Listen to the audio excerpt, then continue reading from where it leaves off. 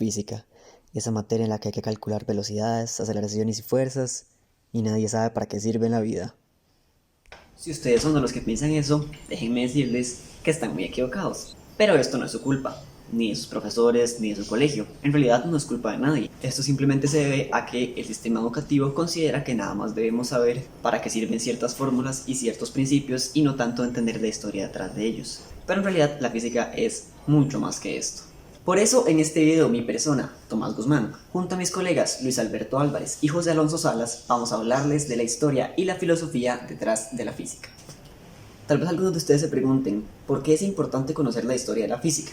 Mis colegas y yo consideramos que para comprender un principio o una ley es importante entender el contexto histórico en el que se desarrolló esta ley. Así pues, para tener una mejor comprensión del tema, vamos a echar un vistazo al pasado. Es oportuno comenzar este video definiendo brevemente la mecánica clásica. En términos generales, la mecánica clásica es el área de la física que se encarga de estudiar el comportamiento de cuerpos macroscópicos en reposo, es decir, cuerpos grandes en reposo, y sus velocidades. Para entrar en contexto con la historia de la física, es útil conocer a algunos de los científicos que hicieron que la mecánica clásica fuera posible. A continuación, mis colegas van a hablarles de algunos de ellos. Pierre de Fermat establece el principio de Fermat, que dice que el trayecto seguido por la luz al propagarse de un punto a otro es tal que el tiempo empleado en recorrerlo es mínimo. Pierre-Louis Maupertuis publica en 1746 el enunciado: cuando se produce algún cambio en la naturaleza, de la cantidad de acción necesaria para este cambio es la más pequeña que sea posible.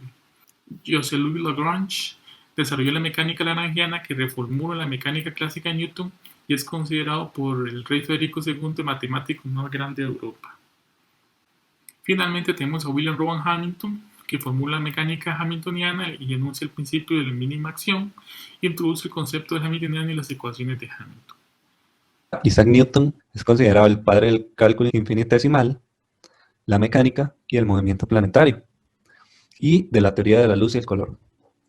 Entre sus principales obras se encuentran los Philosophia Naturalis, Principia Mathematica, también conocidos como los Principia, y Optics. Los Principia son considerados una de las obras más importantes, si no la más importante de la ciencia como la conocemos.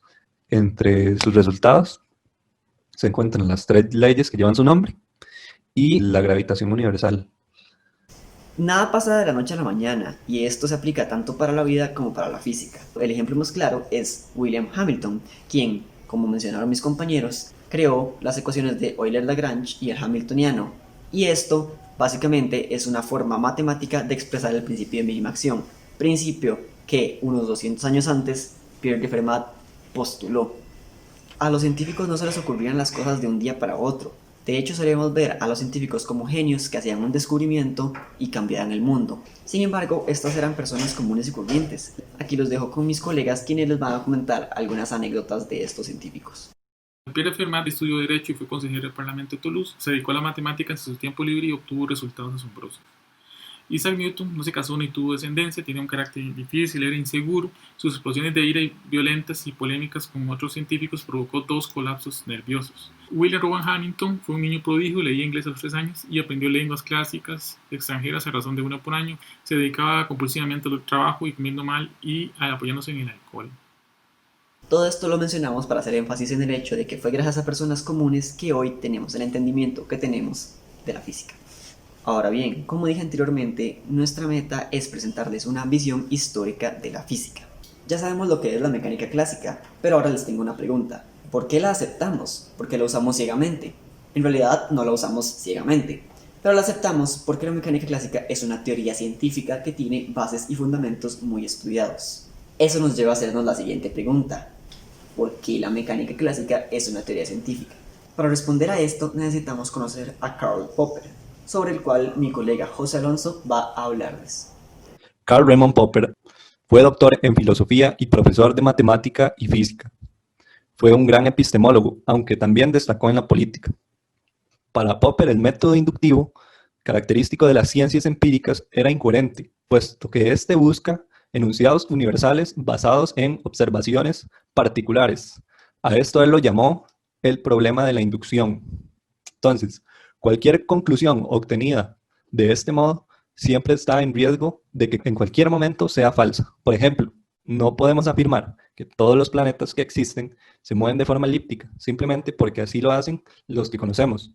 No hemos visto todos los que existen y existirán para concluir que todos lo harán de esa forma.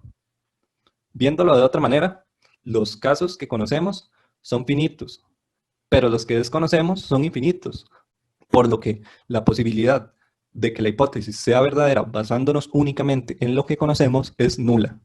Entonces, Popper propone que, en lugar de utilizar un método que requiere infinitas observaciones para verificar que la proposición sea cierta, es mejor verlo desde otra perspectiva, buscando una observación que demuestre que la teoría es falsa.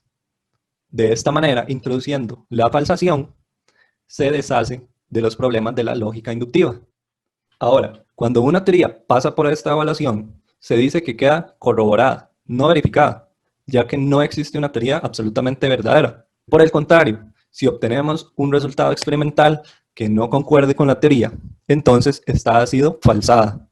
Una teoría es científica si esta es falsable. Entonces, deben existir falsadores potenciales. Por ejemplo, una conclusión que no puede ser falsada es la siguiente: existe el alma, puesto que no hay forma de observar una consecuencia de la existencia de esta. Entendiendo quién es Karl Popper y su teoría del falsacionismo, es válido preguntarnos, ¿es la mecánica clásica una teoría científica? Sometiéndola a la evaluación de los 4 procedimientos que propone Popper, sí, ya que 1. El sistema tiene coherencia interna. 2. Es una teoría de carácter empírico. 3. Supuso un avance científico para su época. 4. La teoría es falsable. Algo que no tomó en cuenta Karl Popper era el contexto en el que se desarrollaba la ciencia. Sin embargo, esto sí lo vio Thomas Kuhn. Thomas Kuhn estudió física en Harvard y se interesó por la historia de la ciencia. Su obra, La estructura de las revoluciones científicas, cambió la forma de ver la ciencia. Kuhn cuestiona la concepción de la ciencia dominante en su época. Este nuevo enfoque haría que ya no se viera la ciencia como una simple estructura lógica, sino como una construcción social, producto de una comunidad científica. Introduce el término paradigma, el cual gira en torno a toda su obra. El paradigma abarca una forma de pensar de una época, los modelos y las soluciones aceptables dentro de la comunidad científica. El paradigma influye en 2 sentidos. Por un lado, le dice al científico qué observación es relevante y cuál no. Y por el otro, influye en la interpretación de esos hechos. Entonces, no existen observaciones puras. Siempre son vistas a la luz del paradigma. Por ejemplo, las lunas de Júpiter, Galileo las interpretó como 4 cuerpos que giraban alrededor del planeta, mientras que para un Ptolomaico eran interpretadas como deformaciones que producía el telescopio. Thomas Kuhn propone una dinámica de la ciencia. Para Kuhn, toda ciencia pasa por un periodo de presciencia, luego ciencia normal, y con el surgimiento de anomalías se entra en crisis, donde se produce ahora una revolución científica. Y después de la revolución científica, se vuelve a entrar a un periodo de ciencia normal. Durante el periodo de ciencia normal van apareciendo problemas que no logran ser resueltos dentro del paradigma. A esto se le consideran anomalías. Conforme se acumulan estas anomalías, la comunidad científica comienza a cuestionarse la capacidad de resolver problemas de ese paradigma. Y esto es lo que se conoce como estado de crisis. Esta se complica más cuando surge un paradigma alternativo que puede dar solución a algunas de las anomalías. Y es aquí donde comienza la revolución científica. Una revolución científica es el proceso por el cual la comunidad científica cambia de paradigma. Cuando se impone un nuevo paradigma, se regresa al periodo de ciencia normal y se repite el ciclo. Un ejemplo de revolución científica es el siguiente. Con el nacimiento del electromagnetismo se demostró la existencia de ondas electromagnéticas. Estas ondas se propagan en el vacío, pero para la mecánica clásica las ondas necesitan un medio para poder hacerlo. Entonces se propuso la existencia del éter para poder explicar la propagación de estas ondas. Sin embargo, este material debía ser infinito e invisible. Luego de realizar experimentos que mostraban que la velocidad de la luz era constante para cualquier observador, se puso más en duda la existencia de este material. Esta teoría finalmente entra en crisis con el nacimiento de la relatividad especial, porque explicaba estas anomalías sin la necesidad de introducir el éter. Después de la crisis llegó un nuevo cambio de paradigma que trajo consigo nuevas formas de pensar, nuevas formas de investigar, nuevas teorías y diferentes áreas de estudio. A este cambio se le conoce como mecánica cuántica, y es por medio de la mecánica cuántica que se llega al paradigma actual.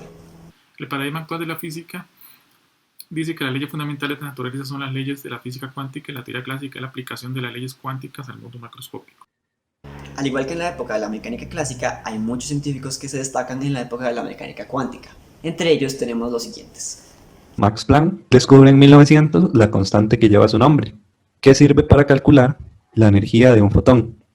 En 1901 descubre la ley de radiación electromagnética emitida por un cuerpo a una temperatura dada, denominada la ley de Planck, que explica el espectro de emisión de un cuerpo negro. Albert Einstein es uno de los físicos teóricos más importantes de la historia. En 1905 publica 4 importantes artículos. Entre estos artículos, él explica la relatividad especial y el efecto fotoeléctrico con el que sienta las bases de la mecánica cuántica. Además, en 1915 publica su obra magna, la teoría de la relatividad general, con la cual cambia por completo el concepto de gravedad establecido por la teoría newtoniana. Ernest Rutherford, uno de los fundadores de la física nuclear, descubrió las partículas alfa, beta y gamma, halló que la reactividad iba acompañada por una desintegración de los elementos y recibió el premio Nobel de Química en 1908 por eso. Finalmente tenemos a Werner Heisenberg, que inventa la mecánica matricial en 1925 y enuncia el principio de incertidumbre. Podemos ver el gran auge de la física en el siglo XX que nos ha llevado a tener un mejor entendimiento del universo y de la materia y la energía.